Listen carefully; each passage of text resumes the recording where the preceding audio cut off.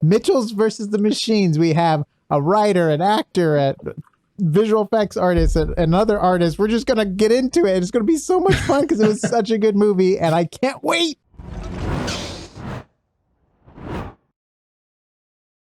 Everyone, welcome back to AsArt with Nick, John, expert Kyle, and special guest Chris. We're talking about Mitchell's versus the Machines. It's going to be super fun. I know we've got opinions. I don't know. I think I'm going to leave. No. Before you leave, check out AsArt video links. Check out Picos with a zero for Kyle's Instagram, and check out Public Diversion, Chris's channel with all of his buddies. Super, super fun stuff. Check all that out. So we like to read the comments we get on here, and in the Shrek versus Kong short, if you guys haven't seen that, check that out. We got a comment from Shuwap, SHU-WAP, that says, every great story starts with a morning stretch and an itchy butt scratch. And you know what? All of us, when we read that, we go, truth. That's how we all start off our days. Ancient wisdom. Yeah. Ancient wisdom, but modern day, not yet antiquated. Yes. So now we're gonna jump into this movie about connections. If it's Wi-Fi connection with families, or being connected but yet separated at the same time. There's so many cool, deep levels in this movie that are just amazing. And to top it off, the most beautiful style. Like, Sony has been kicking it out of the park lately. Good job, Sony. Hopefully Pixar will wake up and try some new stuff, man. Come on, let's get Pixar excited with some style stuff. That's kind of before we even start about the movie itself. That's one thing that I was thinking of is technically, ILM really revolutionized the special effects and visual effects industries. Then you had Pixar that really brought 3D animation into. But as far as this perfect, wonderful blend of 2D and 3D, like, Sony's really been the people doing that. I'm sure we're going to see a lot of, not copycats, but similar things with Sony. Just as soon as I saw that style, like, oh, this is Sony, right? Yeah, okay, makes sense. It's just great. It's wonderful. Excellent. Mm-hmm. All right, guys, so let's jump into it. Any opinions or thoughts? Throw it out there. We're going to have so much fun talking about this movie. Well, I thought it was absolutely fantastic. I remember the first time, I think I told you, Nick, when the first time I watched it, I was at my mom's house and I was like studying, and she said just put a movie randomly on Netflix, or I think it was Netflix, right? Yeah, it's Netflix. Yeah. Mm-hmm. So I clicked on it because it looked interesting and it was playing like in the background, but every time I glanced, I like busted up laughing. I just busted up laughing, and I at some point I had to stop, and I was like, no, I need to like stop what I'm doing and watch this movie because this is hilarious. Like just the little like the animation of the dog, the beginning in the classroom, just everything. It pulled my attention, and it's I don't remember a movie that just literally pulled my attention like that from the get-go. So I really, really like that. I do believe it kind of, the enjoyment factor for me slowed down a little towards the end, but like overall, like I thought it was a amazing movie. And just before we get into the nitty gritty, as a whole, I loved it. Yeah, and we would not be watching this movie if it wasn't for Chris, because Chris told me to watch it. He's like, let's do a video on it, and I'm like, Kyle, you have to watch this. John, you really have to watch this. You don't have a choice. The words peer pressure, jeez. I gotta say that I'm actually surprised a film like this didn't come out sooner. Just because, like, if you think about it, we got Scott Pilgrim versus the World back in 2010, and that had like a lot of like peripheral effects with it, right? Although it was like based around like video games and stuff. And like 8-bit like art stuff. And this is more like, of course, these people aren't real life, but like we get more of that now, except it's not video games. It's like, TikTok meme culture, like online stuff. And like, it's so great for the current times we're in, right? Like it's definitely like a product of its time, I'd have to say. It was really, really fun. And that's what I would say about the film as a whole. It's nothing like the old Alien movie and things like that, but I feel like it's going to be one that is not going to age gracefully. Not they're meaning to be a take on modern times and things like that. But the 2D and 3D effects, I think, are going to age wonderfully. But the jokes and stuff, like 10, 15, 20 years from now, you can still watch Toy Story and completely get it. There's nothing in that movie that's really dated except for arcades. I guess arcades aren't really around anymore. But aside from that, everything sticks. They're going to be like, boy, that's a really old joke. I remember, I loved the series Friends, and I remember there was a making of one of the episodes. They said, like, Chandler's rattling off all the specs for his laptop in an episode, and so what are we going to do with all that? Oh, probably play Doom or something like that. But I remember in the commentary, they're like, yeah, that's one of the only really jokes we did that really dates, the series and things like that. It's just kind of interesting. Who knows? I can kind of see maybe an art studies class in the year 2080. People are like, "Ah, yes, this was definitely a reflection of its time." Like I think that might be interesting. I guess a lot of Sony movies are like that, right? Like, well, I guess no, not a lot of Sony, but a lot of these new ones that are creating these new boundaries, like the Lego movie. I think they had a lot of jokes. I don't know if they will stand the test of time too, because it's like relevant to like the pop culture references when it talks about superheroes. And I think even Gandalf's in that movie. There's like all these like random little characters. But I think that's what's perfect though, because this is what was needed like at this time. I feel like because we're going through this transition where everything needs to be trending, and it's like everyone wants to be a creator themselves now. Look at us here making videos, curating, and doing commentary about a movie. It's just it's so cool, and it's cool that she has a channel. And I feel like the whole movie's going through her perspective. And I think one of the coolest moments was when she looked at the camera towards the end before she like went to go save her parents. It said there was like 40 minutes left on the camera, and there was only 40 minutes left of the film at that time until like cool. Like so it's like the camera was like going along with the it was like that. That's cool. And like I mentioned earlier to you guys, like it was cool too. Even when she was texting, she was misspelling stuff, but it was auto correcting when she was texting. Like that's just such like I noticed that right away. That's just like such a small, cool little detail of what's like going on and relevant. Like it's just the little things like that are so cool. And then so many movie references. Like if you look at her thumbnails when she comes to her films, I'm like, oh my gosh, was that? Yeah. Oh my. Yes. She also and she did this. She's truly a film, major person kind of thing, which was so much fun to see. Yeah. And I love as an artist, I really love the perspective they took right off the bat with her, her wanting to pursue her art and the father figure. Like, cause I think this is a stigma with parents and their kids who want to become artists and join this and try the life of being a creative. Like, I do believe the parents' best interest is for their child, but they often come off the wrong way. And I love the fact that like this was a perfect example of that. Like the father, it's not like the father wanted the best for his daughter, but he kept going about like his, saying it the wrong way. And I just related to that like 120% as an artist or creative or whatever. I just thought I love that. I love that right off the bat. It created a connection for me. Yeah. It's like that scene where it's showing all of their personal weaknesses on the screen. They're flashing up really fast, but I like stopped and saw to the dad, like to Chris's point, right? That like one of the dad's weaknesses was can't accept that his daughter is her own unique person and not simply a reflection of himself, right? Yeah. And then of course you have like once brought up his favorite rib joint in a eulogy. Yeah. I think that's also the moment too where the son, he has like his recent search history up there, and he was searching for that girl's name on like a dino blog or something like that too. And I was like, also cool. a little foreshadowing with the mom. It said secret rage issues. I'm like, we're gonna see some rage issues later on. Bill, right? How do you guys catch these things? Like, man, you guys study. One thing I also told them too. Yes. That one I did. Yeah, I actually paused it. I'm like, okay, what's all this say? So, like I mentioned earlier to you guys before we started filming, this is one of the best frame by frame movies you can watch. You know what I mean? Because like even when it comes to the animation, when things were exploding, like you'll have the 3D object there, but once it hits, it turns into a 2D object, and you have this 2D explosion mixed with 3D. It's just it's so beautiful. It's just like I love stylized 3D so much. I prefer I prefer it over any realistic 3D sometimes. Yeah, and that's I think we're finally getting to that point where we're rolling it back a little bit. The rendering and the lighting is just absolutely amazing in this movie. So not saying that the technical achievement isn't there, but I love the movie Rango, but that was shooting for photorealism, but stylized. Whereas this is more about the fun 2D. Like, I'm glad because it seemed like for the longest time we were just pushing for more and more technical. Now we're kind of rolling back a little bit into artistic. And I don't say rolling back in a mean way. I mean it's just branching off and more creative, which I think is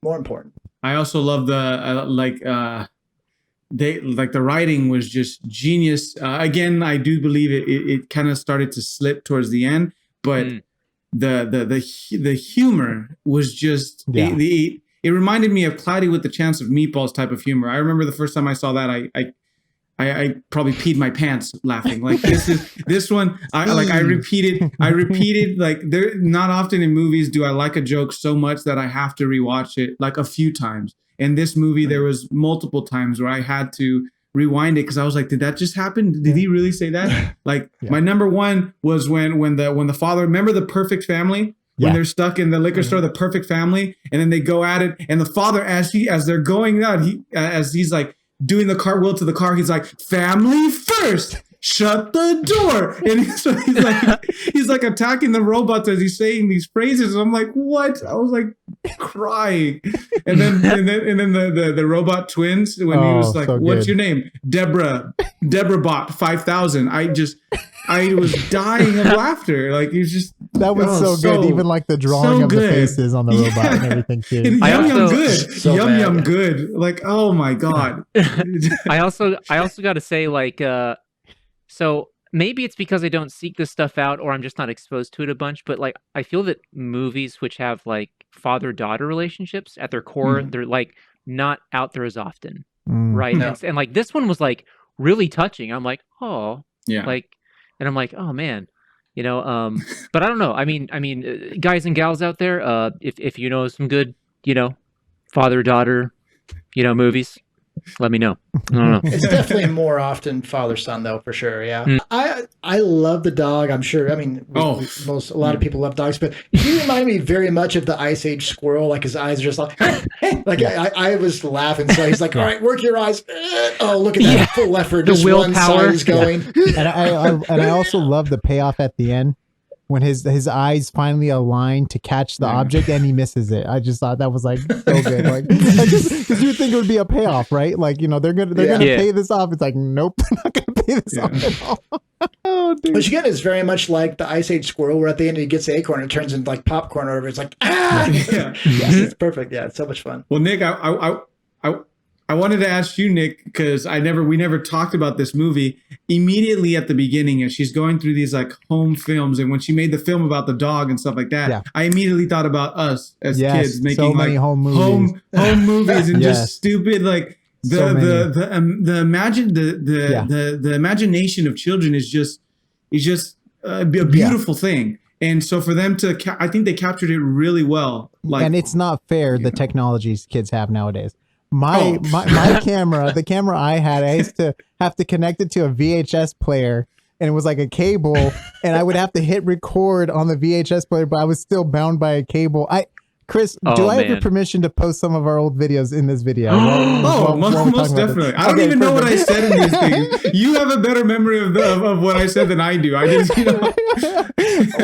Me and Chris were in a band. We tried making music videos, all that good stuff. We always were filming. And I don't know why. I just always was intrigued with filming and stuff like that. So we have a lot of home crazy videos that we used to do. It was pretty stupid.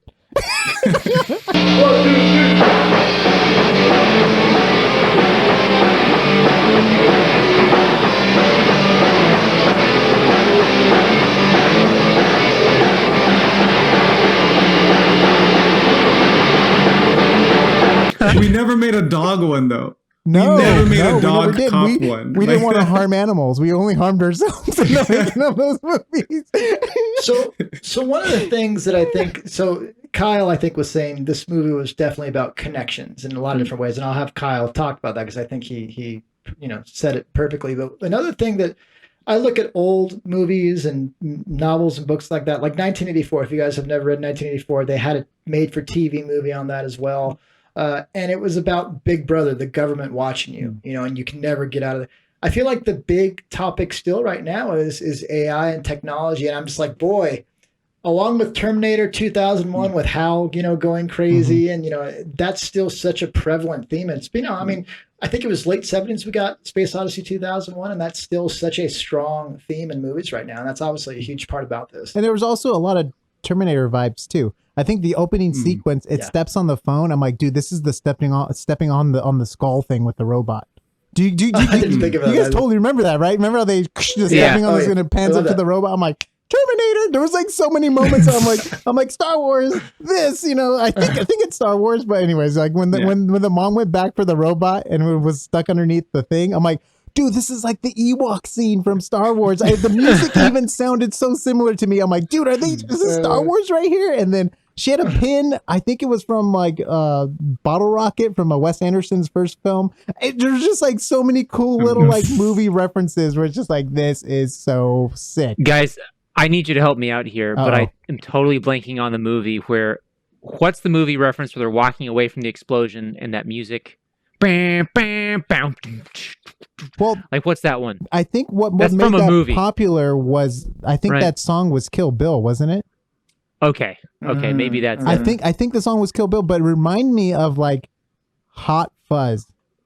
Like in that kind of version. Like it reminded me of Hot Fuzz and like what's the other one he did? Shaun of the Dead. Shaun of the Dead. I got a lot of vibes of that kind of going on here with the comedy and stuff. But Kill Bill was totally present in this movie, especially when the crazy eyes happened. And then she started like going off on all the robots, everything. I'm like, dude, that's a total Kill Bill. But you know what? I think that was Kill Bill with the music when they were walking away. Yeah. Also, I gotta give it to them to resurrect the Maria, Maria. That one, dude. Never thought I'd hear that again, but boy, was I wrong. Dude, they did such a good job animating them for that sequence. They felt so happy in that sequence. Like that was a scene of elation. I was like, dude, this is probably the happiest character on screen that we've seen in a long time. Like with the way they were like singing and like just moving and having fun. I'm like, dude, you can tell like the animators had fun. Everyone had fun in that sequence. Yeah. And the fight sequences were so good. They were so good. Like the whole like anime god coming from the sun when the mom was like coming up with this with the god rays and all that stuff. I'm like, dude, this is so sick. I know. So the ending, yes, the story got a little wonky, but they paid off with a big, big bang. Yeah. So Kyle, were we talking offline when you were talking about this movie being about connections? That was me. That during this recording? I think I mentioned that. I think, yeah. And like, I was also like, what I was talking about, like, there's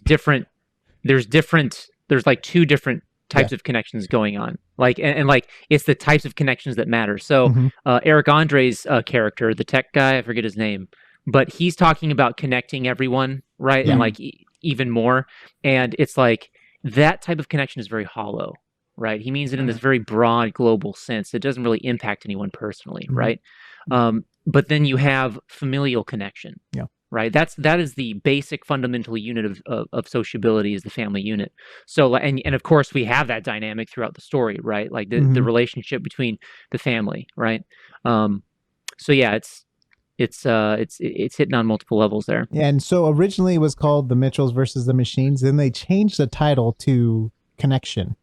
That was going to be the actual title of the film, and then thank God they changed it back to Mitchells versus the Machine. Yes. Oh yeah, no, that would not not hit my funny bone. But it made sense. So like, I understand why like Connection was brought up. Like, oh, okay, it makes sense. But it's like, stop, let's go the other way. And then I love. Well, it's hard. I mean, sometimes you get titles that are way too long, and it's just like, you need a short. Like, I love the song "Bullet with Butterfly Wings," but you think you come out with a little bit shorter of a title. But Connection almost didn't give you enough about the movie, and it's not fun enough, I think, for what you're going for. Correct. I gotta say, like, so amongst the art style and the acting and like and the story and just like, I think that also they synergistically they put a lot of philosophical concepts into it really well. Yeah. Oh, for sure. Like, I was just kind of like seeing all these different threads of like what they're trying to say through this movie, or just like what I kind of got from it, right? So like, you've got first off, people are capable of change, right? You've got triumph of the individual over conformity, right? Especially in that scene where they're going into the base and they're trying to act like robots, but they're all doing it in their own individual way. Like the brother and the dog kind of like not really fitting right. The dad is too big for the robot thing, right? They're individuals, right? They can't conform to the robotic like sort of lifestyle, right? And then this one's a little bit more nuanced, but technological advancement and development of human potential occur within different metrics.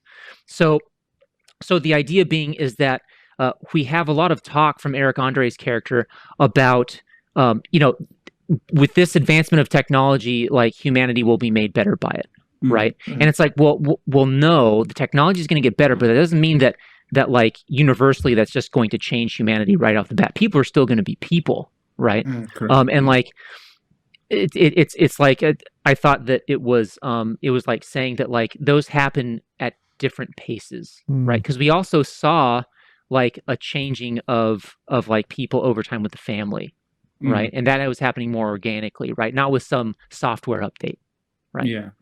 I thought, on your point of connections, I thought it was interesting that I do believe, even without knowing about this whole changing of the title to Connections, I did think that it was saying a strong message about technology and the fact that we are trying to be connected, but the pitfalls of and the drawbacks of having a society interconnected, like online and socially, whatever. But I thought it did it so much better than a movie like WALL-E, where their statement, the movie is so political, it loses an entertainment value, in a sense. But this movie, I feel like they had a strong message, but they still put a bigger value on the entertainment than their message. So I just really like that. Yeah, that's actually a good point. I guess I didn't really realize it till you said it, Chris, right? Like WALL-E was pretty political, right? Like with environmental issues and like just like society. It's interesting. Yeah. And I thought it was interesting that like even the robots that are, the robots that are mechanical, when they have errors, they default to human characteristics. Like I just thought that was so funny, right? Like they became they were human like when they were defective, they were humans. I was like, what? I was like, that is awesome. That is awesome. Like man, that was such a great addition too. And then I also like too how they draw with red with the red Sharpie. So when they turn evil later on, it blends with the red screen, so they lose their like human. They lose I didn't even notice that. I love how they use the red Sharpie. So when it went red, they just kind of blocked out their whole facial design. You would catch that. You would catch that. Well, I try to go frame by frame here. But man, the lighting on these, and this is, definitely a carryover from the success they had in Into the Spider-Verse. The color palette is just so cool. They don't hesitate throwing in lights that maybe aren't natural, but still suit like I think Chris was saying, and Kyle and everybody, just they concern themselves more than having fun than looking real. And I love WALL-E. It's one of my favorite Pixar movies, but it's not one you sit down to feel happy. It's like a cool, charming movie, but this is more fun. And there's definitely a carryover in comic colors as well. You kind of get that limited palette you get in comics that come through as well. But it's just a fun movie to look at. Visually. Yeah. So there were some scenes where they're looking at family photos, and you can tell they're actually like 2D illustrations. And the style carryover from those 2D illustrate, like that looked like a AAA storybook that I'd want to read, right? But then they just kind of brought it back to like their 3D environment, and it looked like they just come to life through that. Yeah. Illustration. It was nuts. And I love like the Ren and Stimpy like filter with their face to make them look happy, or SpongeBob or whatever close up anime, or whatever it is, like the faces were like the best. Oh my gosh, I love that filter. We need that filter now. We need the Ren and Stimpy filter now. With the huge success they've had, at least I'm assuming, because I've seen other people talking about this film online that are pretty picky. They're like, "Oh, this was a great movie." Do you think with the success of Into the Spider-Verse and then this movie, do you think stylistically we're going to start to see this type of 2D to 3D, 2D and 3D merger a lot more now? Well, I know Sony signed a contract with Netflix. I know all their movies are going to be coming out through Netflix. And, oh, really? So because they're already late to the game with doing their own streaming service. So they had to partner up with someone, and I think that this is the first one of many. It's kind of like how Warner Brothers is like a part of HBO Max kind of right now. Sony's going to be part of Netflix, so this is going to be fun to see. You know what I mean? Like here comes the new wars. The whole streaming wars thing. So that's the double-edged sword. I feel though. So like you were saying, like you guys were saying earlier with Pixar, right? That was kind of the only style in town for a while that people were trying to replicate and stuff. And now Sony has this new artistic take, right? We're starting to get a little bit more diversity of artistic range in the cinema area, right? But the thing is that the bad side of that is that when something is successful, brands will latch on to that look and try to maintain that, right? And like that's why I'm kind of like I'm excited, but I'm also disappointed that Netflix is now latching on to Sony like this, because now it's just going to be, oh, that's Netflix animation, right? It's going to be boiled down into a very like constituent part, right? But so I don't know. Cool Who knows? Maybe I hope I'm wrong. Yeah, right. I hope I'm wrong. I think there's a chance for Netflix because they're very open to different styles. Like we have Love, Death, and Robots, which is every episode's a unique style. They're doing their own anime. Oh my god! They have Castlevania, like they have like so many different styles that are coming out now, which is good. They have their cheap, corny movies. They have their baking shows now, but they're just kind of like, hey, let's produce everything you will see on cable. So they're probably looking for their Rick and Morty, which is their Big Mouth show, right? Where it's like this adult humor stuff. So they're just like paying people to make content, because their whole thing is just having people to watch. So they're like, do whatever you want, just make something. That's a good point, because they're not a studio, they're an aggregator. Yeah. It's a different thing. Say. Yeah. I said they didn't buy the film. No, they just have a deal with. They got publication rights, right? Distributing. The big news right now that just happened, I think today, is MGM is in talks with Amazon. Amazon might buy them for like $9 billion. And they were saying one of the big reasons is because MGM in the film industry is considered one of the smaller labels. And with them not being able to release like James Bond since 2019 and all this stuff, like they're hurting for money right now. And so that might be one of the reasons why this might be going through. And it's not like Netflix. Netflix has definitely done well during this quarantine stuff, but it's not like they're buying Sony. I think this is a common thing. Like my buddy worked on a film. I actually did some motion graphics on it. It won an Academy Award. It was a documentary, and they worked multiple years on it, and they finished it. And then Fox Searchlight Pictures bought it from them. And when it won an Academy Award for a documentary, Fox got the Academy Award, even though they did the entire film. So you don't know who actually did. In this case, we know Sony did this film. So I'm glad they're not being bought. Like you said, you're kind of an aggregator. But still, though, it's interesting how times are changing so much. And if it's going to change back now that we're kind of coming out the other end of this whole COVID stuff, it's going to be interesting. Yeah, and then they also said something, too, where they have a goal to reach for Sony Animation. They want to produce so many animated films within the next couple years. So I think they're going to be hiring a lot. And then Technicolor is going to be hiring, too, because they're going to start producing animated films, too, and stuff like that.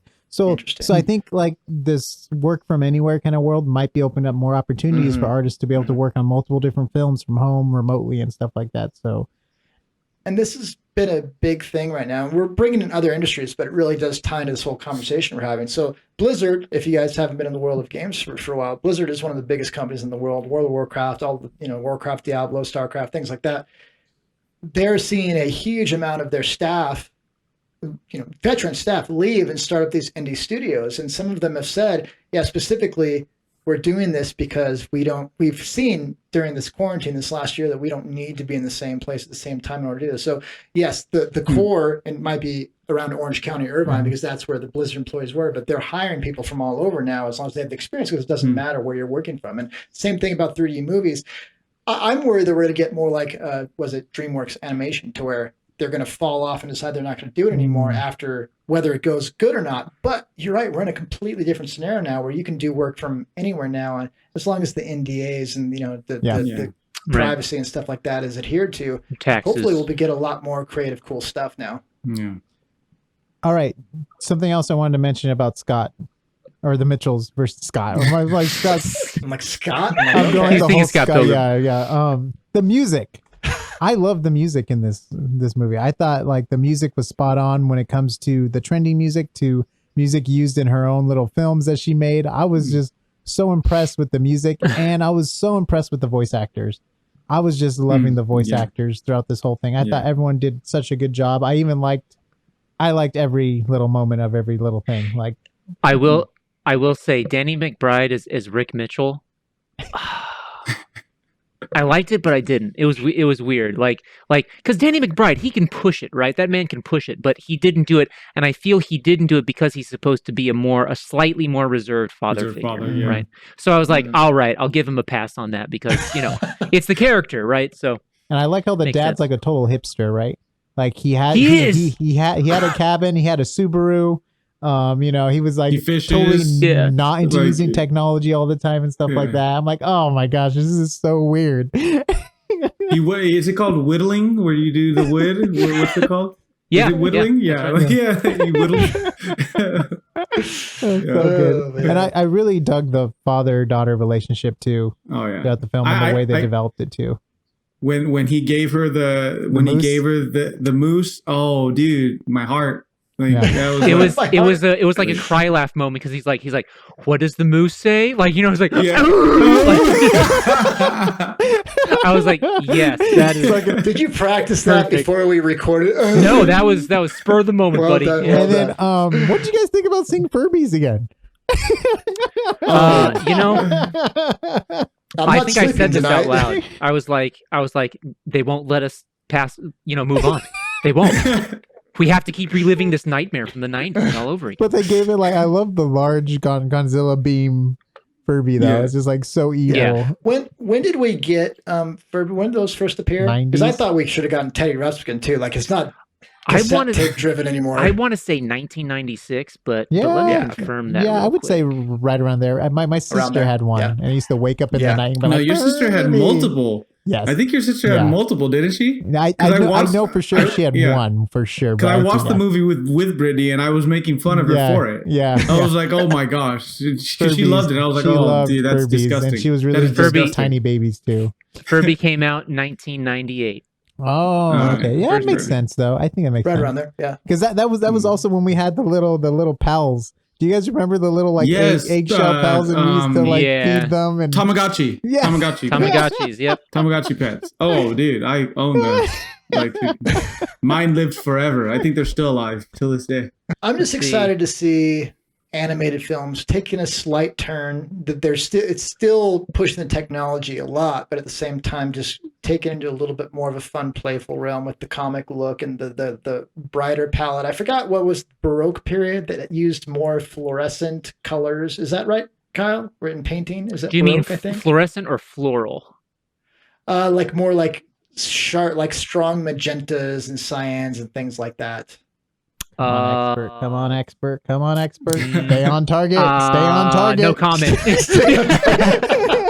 But anyway, there was a period of time when you had the Renaissance and things like that. They were shooting for realism. And then they branched off and said, we want it to be a little bit more just pop and have a little bit of this other world we feel to it. And you got that cool style that stands out as different style. And I feel like we're getting a little bit of that. Obviously, things have been going comic book it for a long time now as far as live action and everything else. Yeah. But I feel like they're having a little bit more fun with stuff, which is really fun I to see. think you might be what you were mentioning was the Impressionist. Oh, that's No? a little bit later on. My Okay. art history was a long time ago, so Okay. you guys can comment down below and tell me how dumb I am and correct So me. something I got to mention about Sony, right? So we know they did Cloudy with a Chance of Meatballs, which was for its time, it was fun and different and compared to whatever Fantastic. was coming out at the time, right? And then I think they did Surf's Up. Did you guys watch Surf's Up? It's like a penguin that surfs or whatever, or something Yeah. like that. I remember it. And I but love yeah. that because the way they shot that movie was like a reality show where they had the cameras moving and they would they would camcorders, follow and you just them. They would walk- zoom yeah. in and focus and act like they were out of frame. It was like The Office, but for surfing. And it was then they would bring him back and he would interview man, I just don't know why, whatever. I just loved how they were playing with different things. And then they did Hotel Transylvania. which is Transylvania. very Cloudy with a Chance of Meatballs with its extreme styles and shapes and stuff. And then we got into the Spider-Verse and now we're getting this. And it's just that's so cool. How they're just adapting to these cool, unique styles and stuff like that, which I think is what studios need to do. And that's what Pixar did for the longest time. I think up to Wall-E, because I think Wall-E was the last one where they were really pushing camera stuff.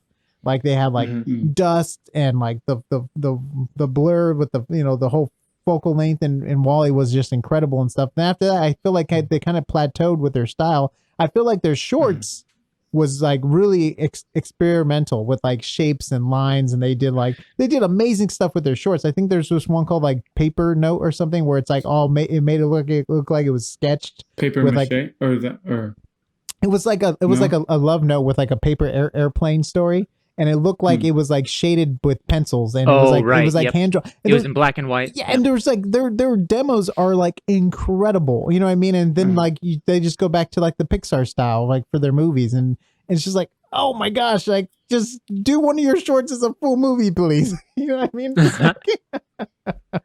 But, Nick, I might be going down the rabbit hole here, but let's go. You mentioned Hotel Transylvania. Do you know if Gendy Tartovsky was on Mitchell's by any chance, like in some way? Ooh, maybe. I don't know.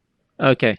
I don't know. I was just curious But because I think he was the showrunner for Hotel Transylvania, right? And so the fourth one's coming out, and you know Adam Sandler's not even doing the voice for the character. Oh dang! No, they're actually grabbing a YouTuber that does voices, and he sounds just like him, and they grabbed him, and he's doing the voice for the Adam Sandler thing. Whoa. You know what's so That's crazy too? Like ridiculous. I honestly, when I watched the short in the trailer, like I honestly thought it was Adam Sandler, and then I follow this guy on YouTube because he does like different voices of characters singing and stuff. So I'm like subscribed to him, and then he did a video like I can finally release saying I'm doing the voice. I'm like, no, and I'm like, but That's crazy. I wonder if there's some IMDb sort and of everything like that. I know you probably can't copyright your voice because everybody has like, but the character's distinct technically voice like owned though, that. right? By the studio. Right. Yeah, So I mean you're that's doing the character's insane. voice. I mean it happens all the time when they do the B movies and you know whatever is straight to DVDs and they get another actor to do the voice. I think Wait, happened you mean with Genie wasn't Robin Williams straight to video? Yeah, it wasn't because Disney screwed him over big time. So he never he never wanted to work with Disney again after that. It was like this huge ordeal. It was crazy. Yeah. But that's a topic for another video. All right, guys. So obviously there's four of us here. We had plenty of good things to say about the film. Let us know down below what you thought about it. We'd love to hear your thoughts. If you get movie references maybe we didn't pick up on, we'd love to hear those as well. Love movies like Scott Pilgrim vs. World where you get those fun video game and movie references, things like that. Check out Public Diversion for Chris's channel. Check out Picos with a Zero for all of Kyle's awesome artwork. Check out AsArt.space for the audio and video links. And we'll see you on the next AsArt. Yeah.